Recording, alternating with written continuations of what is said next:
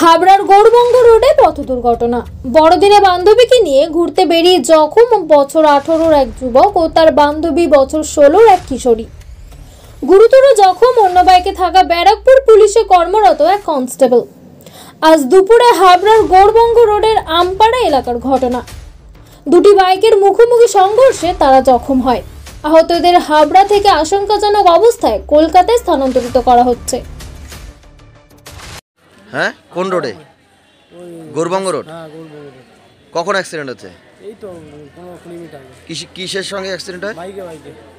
বাইকে। মানে এরা কি ঘুরতে বেরিয়েছিল বড়দিনে? মনে হয়, আমি জানি না সঠিক। মানে কজন ছিল বাইকে? 3 জন ছিল, একটা বাইকে একজন আর এই বাইকে 2 জন। কারো কি হেলমেট ছিল? না, হেলমেট ছিল না। কোথায় কোথায় লেগেছে এদের? মাথায় লেগেছে, কোথায় পিঠে লেগেছে। তো অবস্থা কেমন? অবস্থা তো দেখলাম তো এই দুটো মোটামুটি, আর ওটা তো বেশি খারাপ। কি ডিউটিতে যাচ্ছিল নাকি? আচ্ছা, কোথায় অ্যাক্সিডেন্ট হয়? অ্যাক্সিডেন্টটা পূর্ণ কাশীপুরে হয়।